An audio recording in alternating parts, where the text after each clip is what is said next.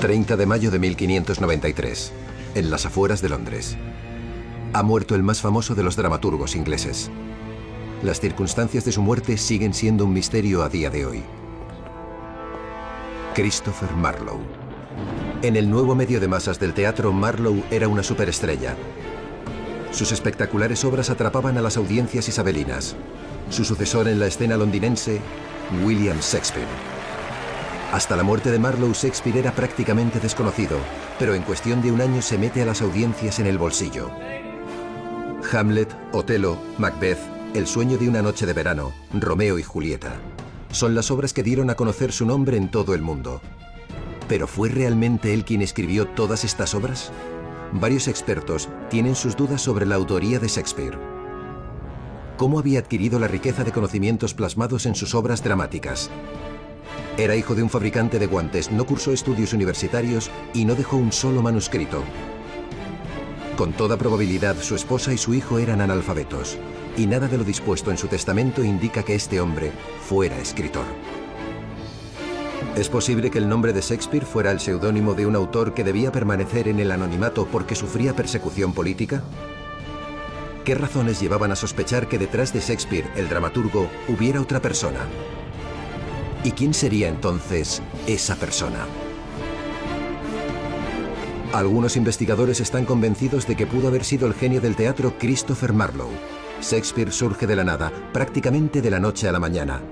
Hasta entonces, Marlowe dominaba la escena del teatro. Por tanto, cabe preguntarse si la muerte de Marlowe tuvo algo que ver con el repentino éxito de Shakespeare. Shakespeare, el autor más famoso del mundo y uno de sus mayores misterios, aún sin resolver. El enigma de Shakespeare.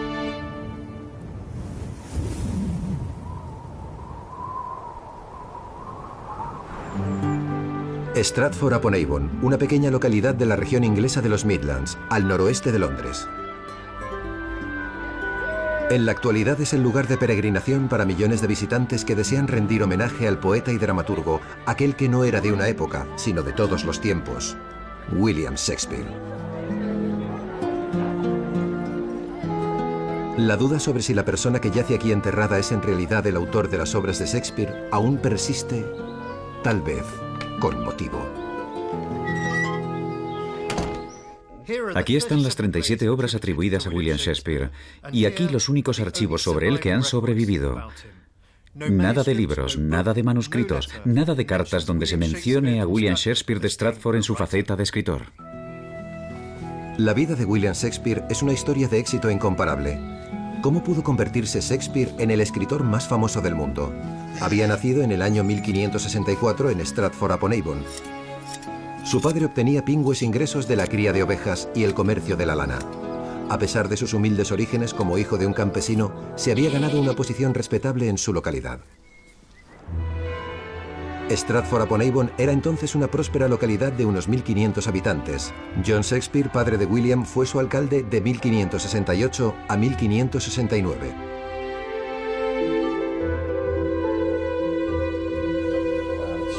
Sus múltiples actividades, era fabricante de guantes, agente inmobiliario y prestamista, entre otras cosas, parece que lo obligaron con frecuencia a navegar según soplara el viento.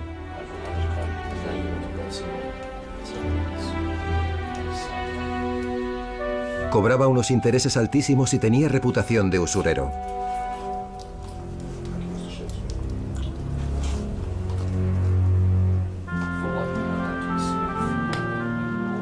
El padre de Shakespeare se casó con Mary Arden, hija de un rico hacendado.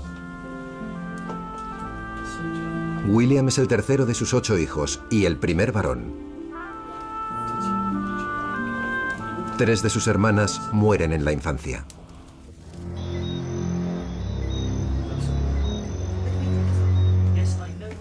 William aún es un niño cuando su padre comienza a atravesar dificultades económicas. Es de suponer que su afinidad con la fe católica tampoco le facilitó las cosas. Eran tiempos de agitación religiosa. La nueva religión estatal, el protestantismo, se enfrentaba a conspiraciones católicas clandestinas. Poseer objetos de veneración católica levantaba las peores sospechas. Te lo he dicho, no sé lo que voy a hacer. Y no era difícil terminar siendo ejecutado por ello. Tenemos que hacer algo, Mary, pero no sé cómo. Siendo alcalde de Stratford, John Shakespeare tenía que evitar toda sospecha de contacto con círculos herejes antiprotestantes.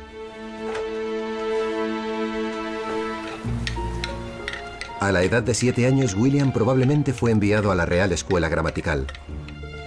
Durante más de 500 años, el aula ha permanecido prácticamente igual y hoy se siguen impartiendo clases en ella. Tomen asiento. El programa de estudios incluía latín y griego. Los alumnos, solo varones en aquella época, debían empollar gramática, lógica y retórica.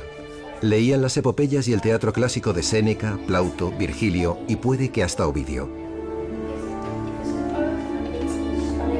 Los niños pasaban casi todo el día en la escuela, de 6 de la mañana a 5 de la tarde. Will Shakespeare. La disciplina estaba a la orden del día. Traiga aquí esa espada ahora mismo. ¿Por qué ha traído esto a la escuela? Aquí se supone que el joven William había adquirido los fundamentos de una educación que le permitiría escribir literatura con un vocabulario de más de 20.000 palabras, quizá el más extenso que haya tenido un poeta en toda la historia. Página 12, muy bien. ¿Es esto posible? Es probable que William asistiera a la escuela local, aunque no haya constancia de ello. Su director era un eminente académico y ciertamente William habría aprendido latín y griego, pero no francés e italiano, idiomas que forzosamente tenía que conocer para escribir sus obras. Por tanto, ¿de dónde procedían sus conocimientos y su inspiración? La peste está arrasando Londres. Los teatros se cierran. Las compañías de teatro buscan nuevos lugares para representar en el medio rural. Geográficamente, Stratford está en una posición muy favorable.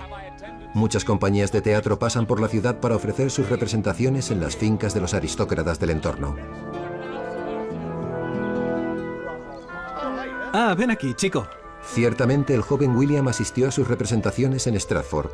Es posible que fuera en esta ocasión cuando entró en contacto con el mundo de la interpretación. Es posible que Shakespeare se uniera a una de estas troupes cuando tenía 18 años para sustituir a un actor que acababa de morir. Pero carecemos de pruebas que respalden esta versión.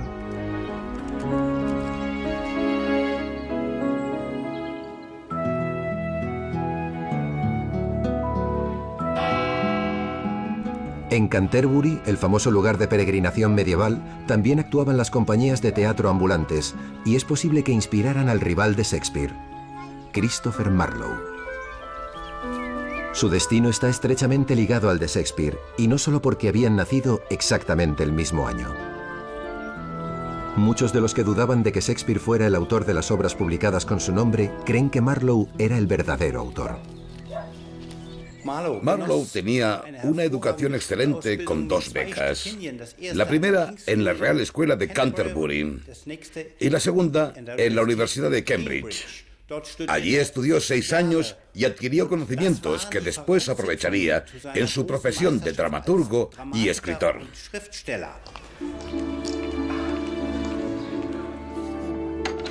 William Shakespeare, en cambio, no pudo terminar sus estudios porque su padre lo reclamó como aprendiz. Debía convertirse en fabricante de guantes.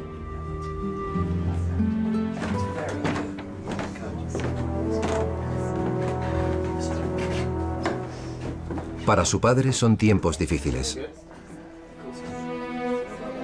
El mercado de la lana se ha hundido y sus acreedores amenazan con llevarlo a los tribunales. Finalmente pierde su reputado cargo de alcalde y es rechazado por la sociedad de Stratford. Con todo, un peligro mayor amenazaba la existencia de la familia, y era el miedo a la denuncia. John Shakespeare podía ser arrestado en cualquier momento a causa de su afinidad con la vieja fe católica.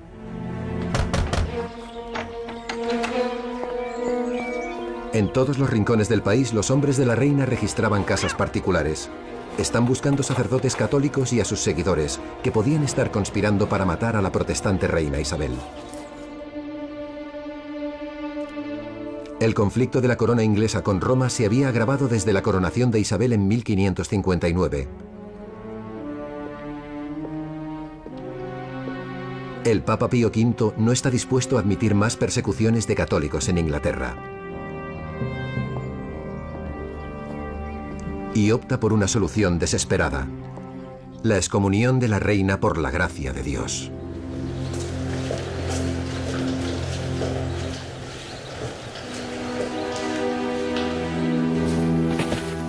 Eso significa que se declara proscrita a la reina Isabel de Inglaterra.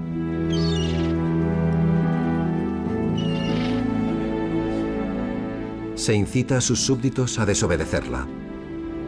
Quien quiera que la apoye se expone a ser igualmente excomulgado. Para Isabel no solo es una provocación inmensa, sino una grave amenaza. ¿Cómo se atreven? William Shakespeare crece en una época de extrema tensión política. Asesinatos, masacres y prácticamente una guerra civil. Católicos y protestantes libran una lucha encarnizada. E Isabel I está constantemente amenazada por los poderes católicos de Europa. En ese clima, todo el mundo está bajo sospecha, incluso en el medio rural. Shakespeare, que ahora tiene 18 años, centra su atención en el cortejo. La dama en quien se ha fijado se llama Anne Hathaway, hija de un adinerado granjero. Es 8 años mayor que él. ¿Acaso perseguía con aquel matrimonio mejorar su posición? Tal vez tuvo que casarse porque Anne se había quedado embarazada. A los 4 meses de la boda, Anne da a luz a un hijo y un año después tiene gemelos. Pero Shakespeare desaparece de Stratford, abandonando a su familia. Una razón posible: la caza furtiva en el Parque de los Ciervos de Thomas Lucy, propietario de Shalcott, una casa de campo cercana a Stratford. Otra razón posible: el miedo a la persecución religiosa. Lucy, de la Iglesia Evangélica, perseguía a familias católicas recusantes de la zona, incluidos parientes maternos de Shakespeare. Lucy ya había mandado a uno de ellos a la horca. Fuera cual fuera la causa de que Shakespeare desapareciera de Stratford, estuvo fuera más de 7 años. ¿Qué hizo durante ese tiempo? ¿Viajó a la Europa continental y allí aprendió los idiomas que debía saber para escribir esas obras? ¿Estudió en la biblioteca de algún gran benefactor en Inglaterra? Simplemente no lo sabemos, no hay documentos. No es de extrañar que se conozcan como los años perdidos de Shakespeare. Ni siquiera sabemos cuándo llegó a Londres. Londres es una metrópoli de 250.000 habitantes. El pasatiempo más popular es ir al teatro. Los teatros estaban situados en las afueras de la ciudad, en barrios tristemente conocidos por sus índices de delincuencia y prostitución.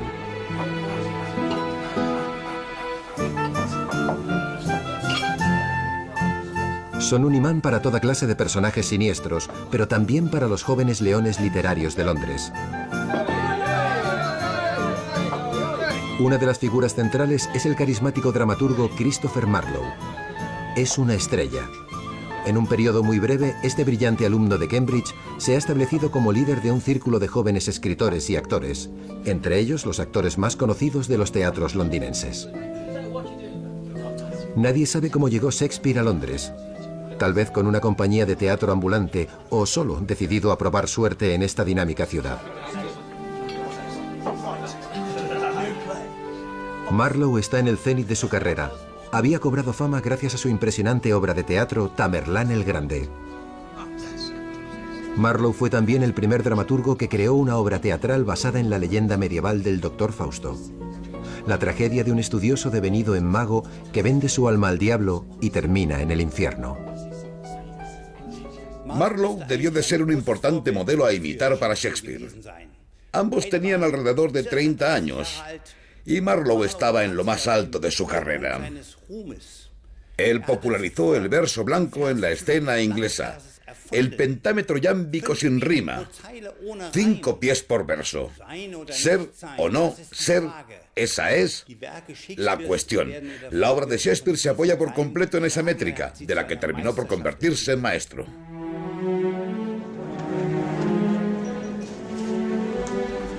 El drama histórico de Marlowe sobre el conquistador asiático Tamerlán el Grande, ancestro de las dinastías mogul de la India, es un éxito de audiencia en la época isabelina. ¿Qué papel desempeñó este joven y ambicioso autor de teatro en la vida de Shakespeare? En el debate sobre la autoría de las obras de Shakespeare, Marlowe es uno de los candidatos más fascinantes.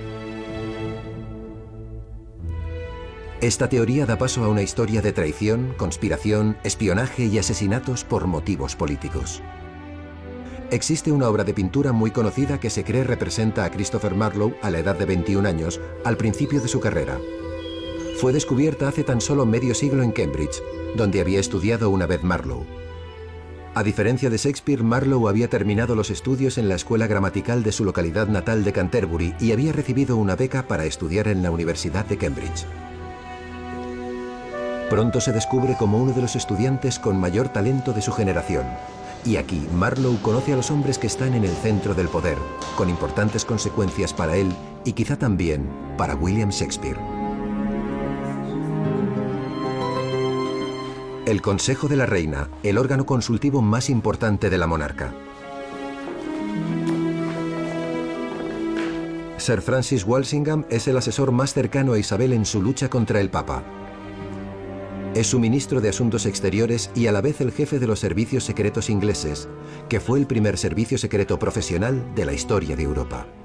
Estar a favor de un tratado, sí, los católicos... Inglaterra está gravemente expuesta al ataque de las grandes potencias, España y Francia. Tenemos un problema. A Isabel no le queda más remedio que aceptar el ambicioso plan de Walsingham de infiltrar toda una red de espías ingleses en la Europa católica.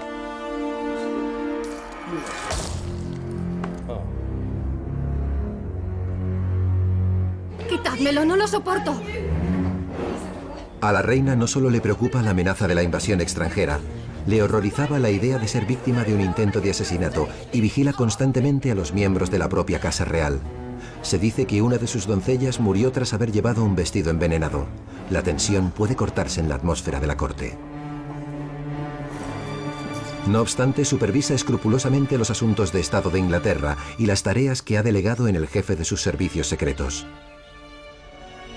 Buscando agentes cualificados, Walsingham contrata los servicios de Marlowe, entre otros. Ya se ha ganado un nombre como autor de obras de teatro en sus años de estudiante. Al mismo tiempo es conocido por su carácter temerario, aventurero e impredecible. Walsingham lo pondrá a prueba. Su jefe de espías coordina la red de agentes. Se supone que deben vigilar la oposición a Isabel en el continente, sobre todo en España y Francia, bastiones de los jesuitas. Marlowe es sumamente inteligente y está ávido de aventuras. Como Shakespeare, es de orígenes humildes. Su padre era zapatero. Por tanto, debió de resultarle muy tentador un puesto en los servicios secretos con un buen salario. Le pondría en contacto con algunos de los hombres más influyentes de la Inglaterra isabelina. Marlowe fue enviado a Francia, pero llegaron rumores de que era pendenciero y jugador, y la gente empezó a decir que trabajaba clandestinamente para la causa católica. En vista de ello, las autoridades universitarias de Cambridge tomaron la decisión de negarle su título universitario. Hampton Court, residencia real, oeste de Londres. Aquí el Consejo de la Reina, que es el máximo órgano político consultivo de Inglaterra, se reúne cuando la reina está en la residencia.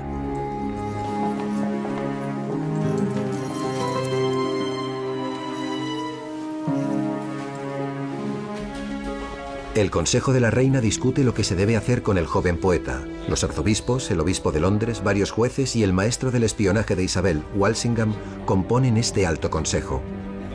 Pero no consiguen ponerse de acuerdo sobre el caso de Marlowe y aconsejan precaución a la reina. Walsingham, en cambio, le dice que confíe en Marlowe. Es muy peligroso, os lo advierto. En vista de que los más altos asesores no tienen claro en quién pueden confiar, la reina se niega a tomar una decisión. Walsingham sabe que solo necesita tiempo y paciencia para ganarse a las voces críticas del Consejo. Hampton Court también es el lugar de las representaciones teatrales, por las que la corte isabelina es famosa. Su padre, Enrique VIII, que era músico, compositor y poeta, solía invitar a artistas de toda Europa para demostrar la superioridad cultural de Inglaterra. Isabel aprovecha además estos festejos, que suelen durar varios días, para fines políticos, por ejemplo, para examinar posibles candidatos al matrimonio.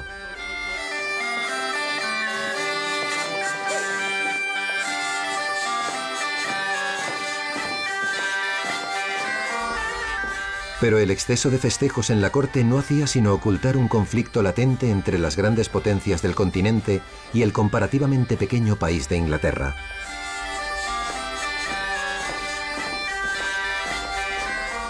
Walsingham tiene una gran responsabilidad. Sus espías le avisan de que Felipe II de España está preparando una gran armada para la guerra contra Inglaterra. Por tanto, aún quedan desafíos para Christopher Marlowe, el espía.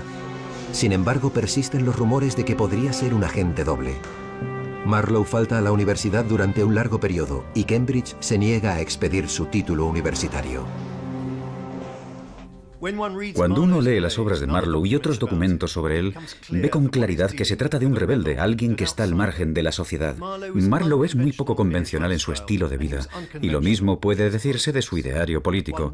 Uno se pregunta cómo fue capaz de conservar el apoyo de hombres tan influyentes como su patrón, Sir Francis Walsingham. Walsingham convence a la reina para que interceda en favor de Marlowe. Una carta a la Universidad de Cambridge, redactada por sus asesores, confirma que Marlowe ha prestado un buen servicio a su majestad y merece ser recompensado por sus buenos oficios. Gracias a eso recibe al fin su título y se consigue disipar las sospechas sobre él. ¿Pero le agradecerá la ayuda recibida a su patrón?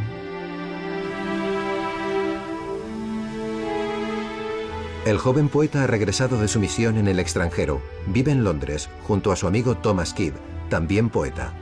Y de nuevo hay rumores. El privilegiado joven titulado en Humanidades lleva una vida disipada y propaga ideas heréticas. En una época en que la reina no solo era la máxima autoridad del Estado, sino también la cabeza suprema de la Iglesia, semejante conducta podía interpretarse fácilmente como alta traición. Marlowe ya ha escrito varias obras. Todas están escritas en un estilo dramático radicalmente nuevo. Su verso blanco rebosa brío y energía. Sus obras tratan sobre los temas más candentes de su época: la religión, el poder y la violencia. No es extraño que las obras renacentistas estuvieran escritas a la limón por varios autores. Algunos estudiosos piensan que en las obras de Shakespeare bien podría estar la mano de varios autores. En la época de Shakespeare, el concepto derechos de autor simplemente no existía. La colaboración era la norma. Es muy probable que Marlowe y Shakespeare se encontraran, y también que Marlowe echara una mano a Shakespeare con sus obras.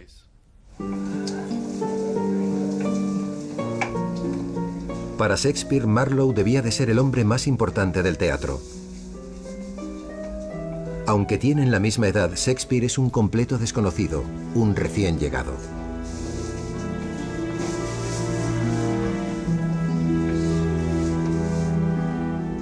Marlowe, por el contrario, viene de la élite universitaria, se mueve en los círculos sociales más exclusivos y es ya un célebre poeta. Las obras de Shakespeare parecen llevar más lejos el estilo de Marlowe, haciendo que pase a otro nivel. ¿Pero es posible que todas estas obras fueran escritas por el propio Marlowe y no por Shakespeare?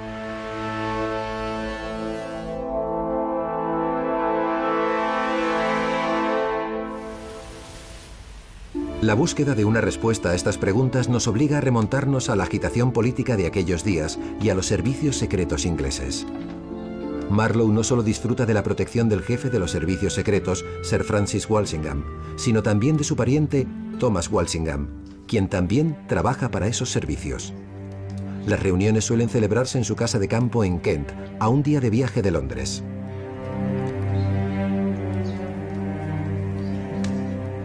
Primavera de 1593. Thomas Walsingham y sus amigos son gente ilustre. Entre ellos se encuentra Sir Walter Raleigh, favorito de la reina Isabel y tal vez su amante. Había fundado la primera colonia inglesa en suelo americano, Virginia, en honor a la reina virgen.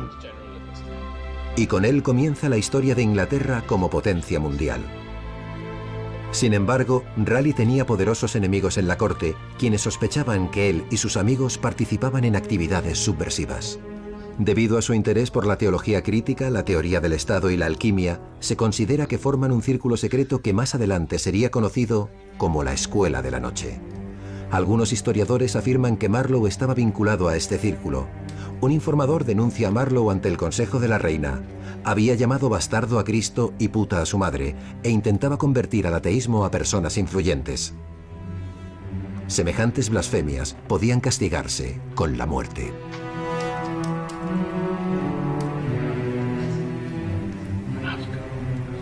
La citación ante el Consejo de la Reina significa que no solo Marlowe está en peligro, sino todos los demás miembros de la Escuela de la Noche.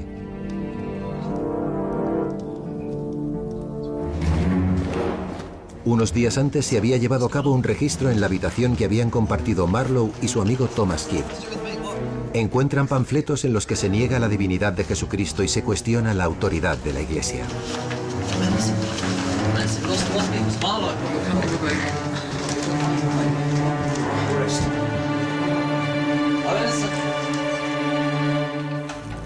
Sometido a tortura, Thomas Kidd acusa a su amigo Marlowe de ser el autor de los textos blasfemos. Está claro lo que Marlowe puede esperar a partir de ahí. Kidd muere por las torturas padecidas. Marlowe es acusado de alta traición. Él y sus amigos podían ser condenados a muerte.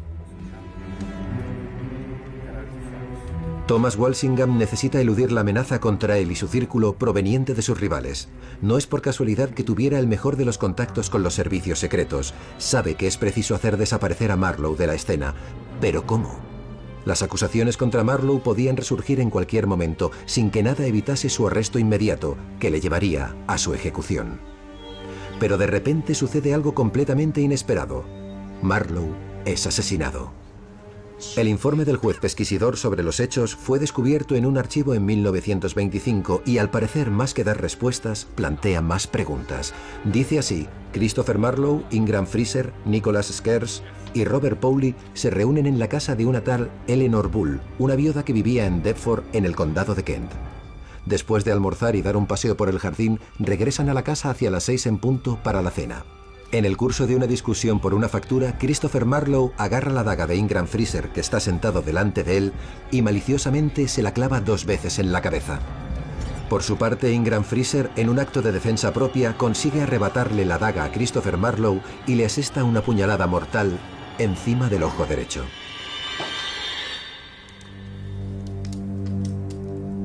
Christopher Marlowe muere en el acto.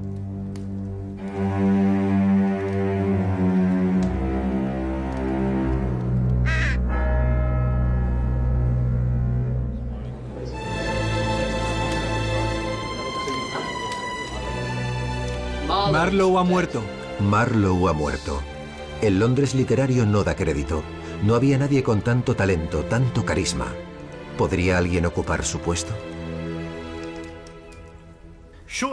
Al poco tiempo de la muerte de Marlowe aparece un poema llamado Venus y Adonis.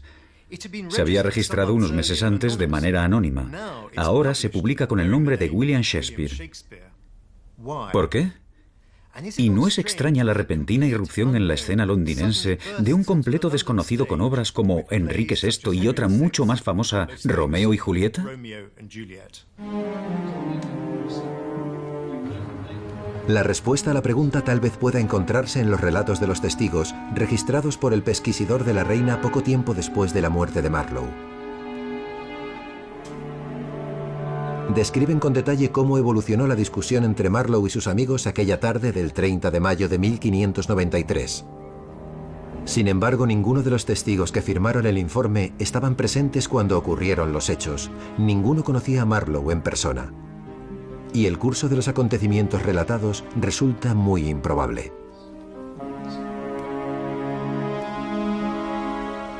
Y hay otro enigma. ¿Por qué la reina Isabel indulta al asesino de Marlowe en un periodo relativamente corto? ¿Y por qué el asesino no tarda en volver a estar al servicio de Thomas Walsingham, amigo de Marlowe? ¿Había algo que era necesario encubrir? Desde luego, eso creo. Aquello fue una maniobra de encubrimiento.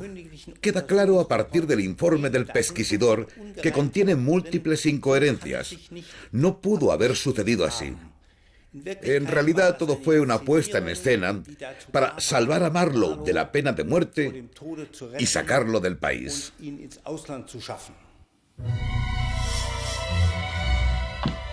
Y eso nos llevaría a una versión completamente distinta de la muerte de Marlowe. 29 de mayo de 1593. Reunión nocturna en la casa de campo de Thomas Walsingham. El plan: Marlowe debe desaparecer en el extranjero.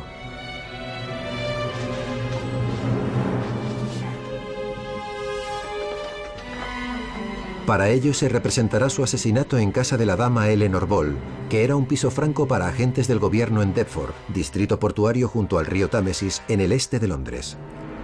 La versión oficial sería que Marlowe había muerto a manos de un compañero que actuaba en defensa propia.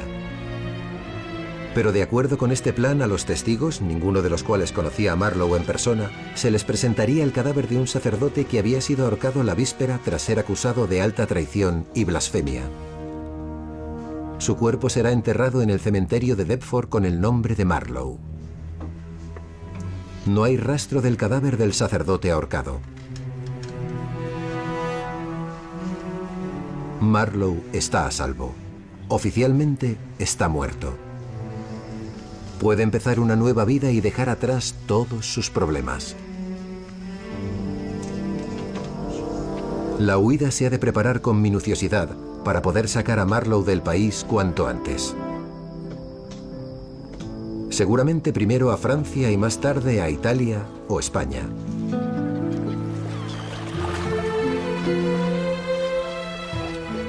Venecia podría ser uno de los lugares donde se ocultó. El número de obras de Shakespeare ambientadas en Italia es sorprendente. El mercader de Venecia, Los dos hidalgos de Verona, Mucho ruido y pocas nueces, Otelo, Romeo y Julieta. ¿Cuál es la razón? Los partidarios de la teoría de la autoría de Marlowe consideran que es una prueba sólida de sus teorías sobre la residencia de Marlowe en Italia. ¿Explicaría también el predominio del tema del exilio en los sonetos de Shakespeare? En penas de amor perdidas, Holofernes clama en italiano: «Oh Venecia, Venecia, quien no te ha visto no es capaz de apreciarte».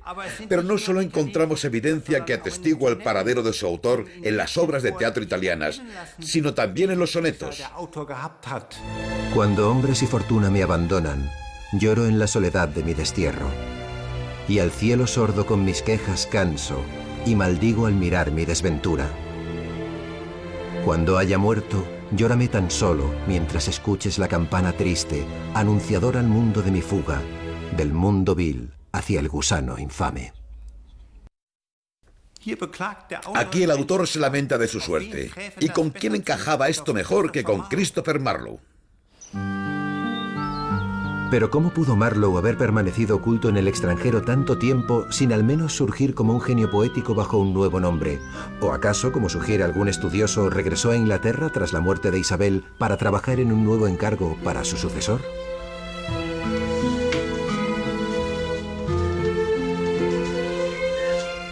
¿Y cómo habrían llegado las obras de Marlowe a manos de Shakespeare?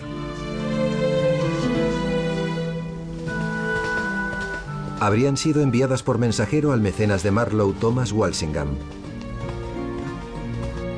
Este a continuación las habría hecho copiar, siempre según esta teoría, y se las habría confiado al actor y agente teatral William Shakespeare.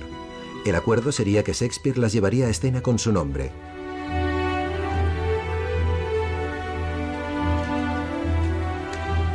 ¿Pero hay alguna prueba de la estancia de Marlowe en Italia? ¿Dejó algún rastro allí?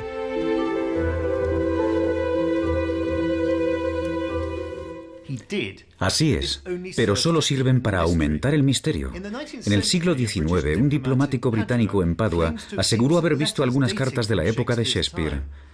En una de ellas, se afirma que Marlowe vivió en Padua hasta su muerte en 1627, más de un decenio después de la de Shakespeare. ¿Y dónde están esas cartas ahora? Por desgracia, se han perdido.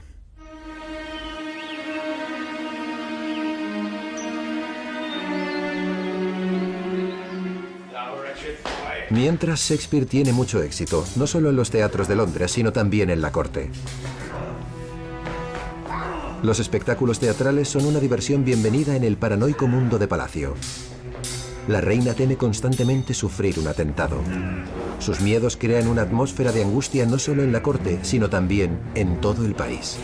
Todo el que pierde el favor de la reina puede acabar fácilmente en los calabozos o incluso en la horca. llega a hacer ejecutar a su médico español por causa de la sospecha. Fue denunciado por planear envenenar a la reina.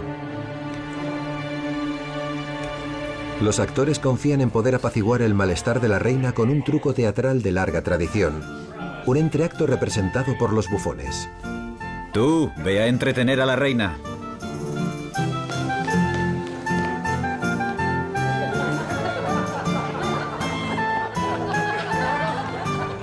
Majestad, damas y caballeros. Isabel y su casa real jamás asistían a un teatro público. Eran lugares de entretenimiento para el público en general, no para aristócratas. ¡Desaparezca! No debían mezclarse con el pueblo llano ni participar en la producción de obras. No obstante, Isabel era una importante mecenas del teatro. En el debate sobre la autoría de las obras de Shakespeare, también ella ha sido considerada una posible candidata. Ahora ponte esto para el papel. En el teatro de la época de Shakespeare es práctica común que los papeles de mujeres sean representados por jóvenes varones que aún no habían alcanzado la pubertad. Por aquellos tiempos era impensable que una mujer apareciera en un escenario. Perfecto. Sin embargo, un joven amante bien podía ser representado por una vieja gloria de la escena. No es que se ajustara mucho a la idea romántica contemporánea de Romeo. Debe haber alguna forma de que tu gracia no se apague. Es un hecho establecido que durante el reinado de la reina Isabel, muchas de las obras de Shakespeare se representaron también en la corte, entre ellas Penas de amor perdidas, El sueño de una noche de verano y probablemente también la tragedia romántica más famosa, Romeo y Julieta. Debéis iros. La última obra está ambientada en Italia y da idea del conocimiento minucioso que tiene el autor de los usos y costumbres en la ciudad-estado de Verona. El único problema es que Shakespeare jamás estuvo en Italia. ¿Cómo obtuvo ese conocimiento? ¿O acaso no escribió la obra él mismo? El predominio de escenarios italianos ha llevado a los críticos a sugerir otros candidatos a su autoría con antecedentes italianos, como John Florio, traductor de italiano a inglés sumamente culto, o incluso Emilia Bassano Lanier, poeta e hija de un músico italo-judío en la corte de Isabel.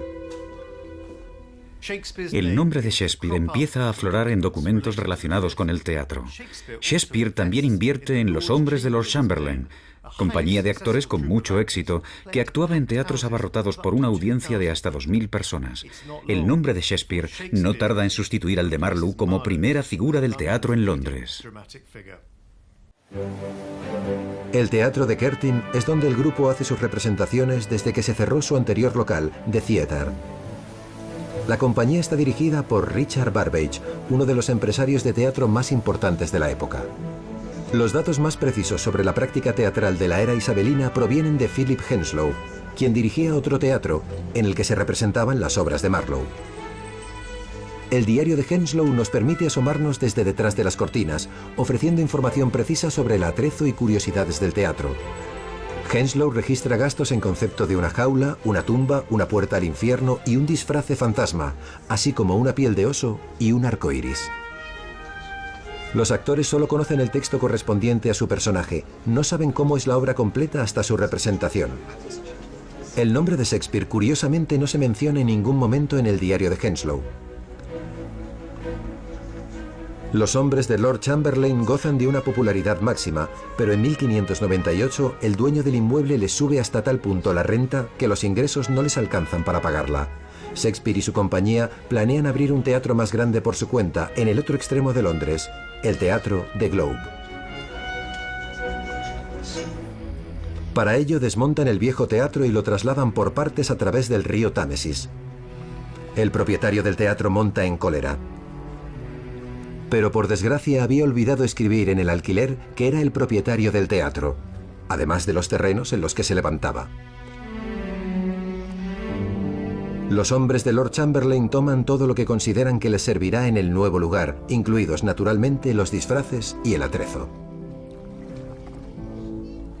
La última reproducción del que tal vez sea el teatro más famoso de la historia se construyó hace muy poco en los estudios de grabación de Potsdam-Babelsberg, cerca de Berlín. Es el decorado de una nueva producción de Roland Emmerich para Hollywood. La película se titula Anónimo. En esta ocasión no se trata de una película de catástrofes, sino un thriller sobre las intrigas políticas en la corte de Isabel y sobre la cuestión de quién era Shakespeare.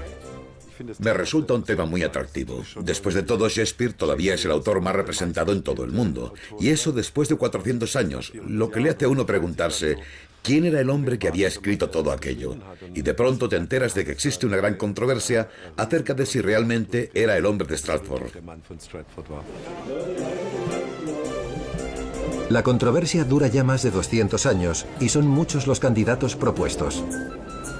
Aparte de Christopher Marlowe, están el filósofo y estadista Francis Bacon, Edward de Vere, 17º conde de Oxford, o Emilia Bassano. De todos ellos se ha sugerido que eran William Shakespeare. Cuanto más lo pienso, cada vez tengo más claro que no era él. Y comparto con muchos esa opinión. Pienso en Sigmund Freud y otros escritores. No estoy precisamente solo en esa idea. Para mí el candidato más plausible, creo yo, es Edward de Vere, 17º conde de Oxford. De Vere era una de las mentes más brillantes de la corte isabelina. Procedía de familia noble, era muy culto y había viajado por todo el continente, y se había hecho una reputación como autor. Tenía además todas las cualidades que parecían estar ausentes en el hombre de Stratford. Pero, ¿qué podría haber llevado a Edward de Vere a ocultarse tras el seudónimo de William Shakespeare? Los defensores de la teoría de que de Vere fue el autor de las obras de Shakespeare se basan en que no era adecuado que los aristócratas escribieran para el pueblo llano. Además, la única manera que habría tenido de criticar la política de la reina Isabel habría sido utilizar un seudónimo.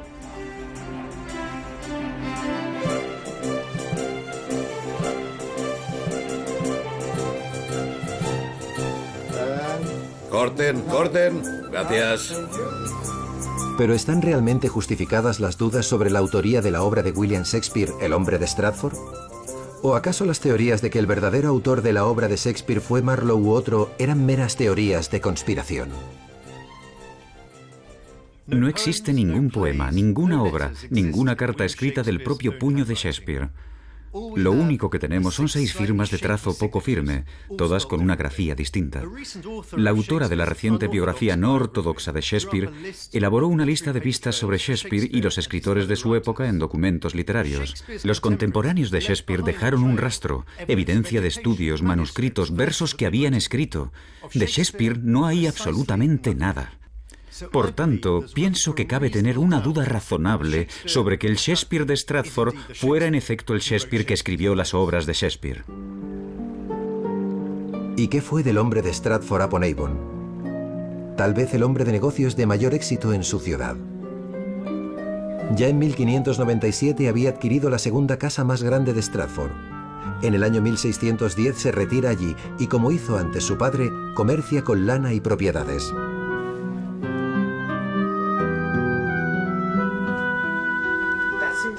Su esposa Anne Hathaway, de quien ha estado separado durante muchos años por una larga distancia, ahora puede cuidar de él.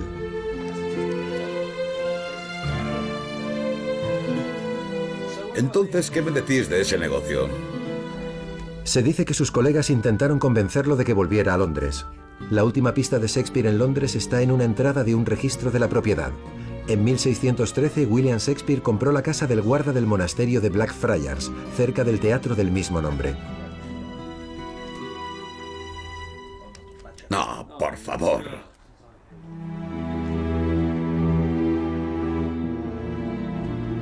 Tras pasar una noche bebiendo en exceso con sus amigos, cuentan que Shakespeare tuvo fiebre y sintió que la muerte lo rondaba.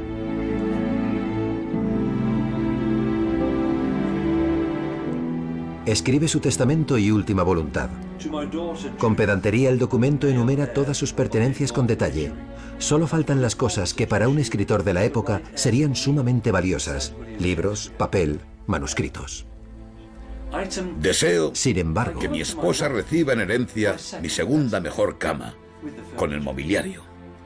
Otro sí, deseo legar a mi hija Judith mi preciado recipiente de plata dorada. Y a vos, Francis Collins, os ruego que seáis el albacea de mi voluntad. en fe de lo cual suscribo la presente.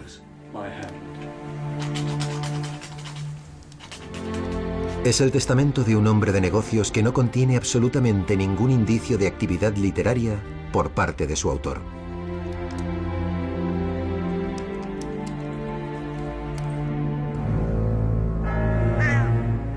Shakespeare muere el 23 de abril de 1616 y recibe sepultura en la iglesia de la Santísima Trinidad, en Stratford.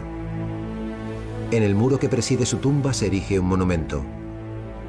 ¿Pero no es una prueba inequívoca de su condición de escritor?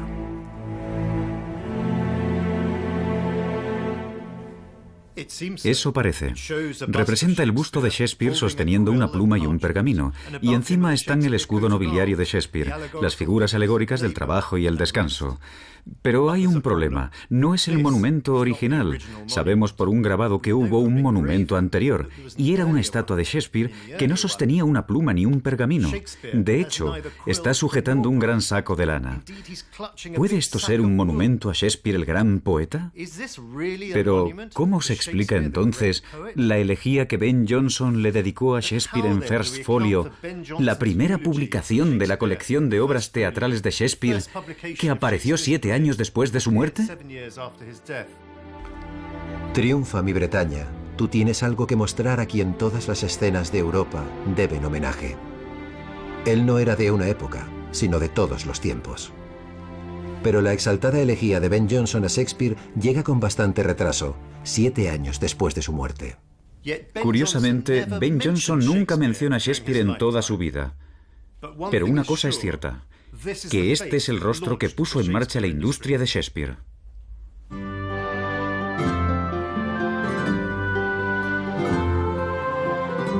Culturalmente hablando, William Shakespeare es el mayor éxito de exportación del Reino Unido, junto a los Beatles. El Imperio Británico se ha desdibujado, pero a través de su autor más famoso, todavía extiende su dominio por todo el planeta. Traducciones a más de 80 idiomas, adaptaciones al cine de prácticamente sus 37 obras, reproducciones del Teatro de Globe en todos los continentes, monumentos al bardo en Weimar, Chicago, Nueva York, Sydney y Londres. Nadie supera a William Shakespeare.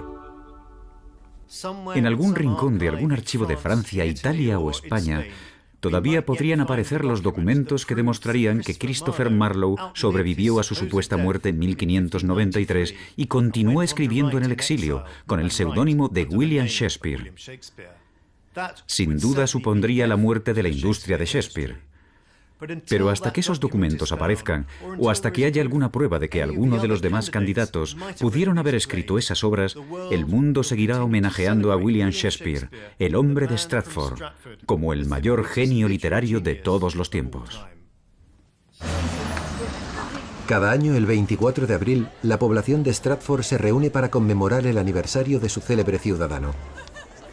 Embajadores de todos los países del mundo están invitados a asistir. Los jóvenes y los de corazón joven disfrutan del festival público más importante de su ciudad. El nombre de William Shakespeare es una bendición para sus ciudadanos, una garantía de futuro para su localidad. David Garrick, actor consagrado del siglo XVIII, ya era bien consciente de ello. Él inventó la celebración del aniversario en 1769.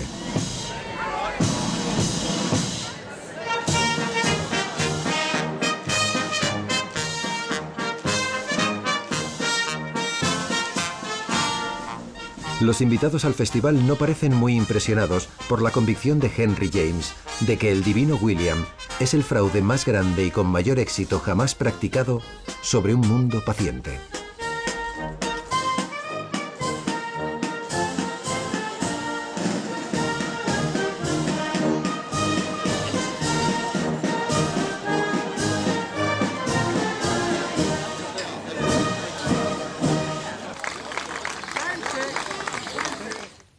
¿Importa realmente quién escribió las obras de Shakespeare?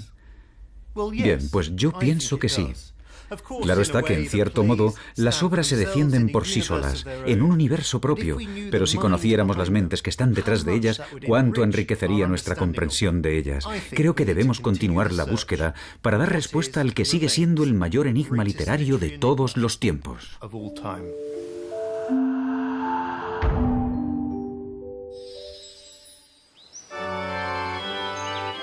Shakespeare está enterrado en Stratford, en la iglesia de la Santísima Trinidad. Hay quienes creen firmemente que quien yace en esa tumba no escribió las obras de William Shakespeare, sino que su autor pudo ser Christopher Marlowe o Edward de Vere o algún otro gran espíritu de la época. Para quienes así lo creen, cabe la posibilidad de que en algún momento se abran nuevas perspectivas sobre esta obra intemporal.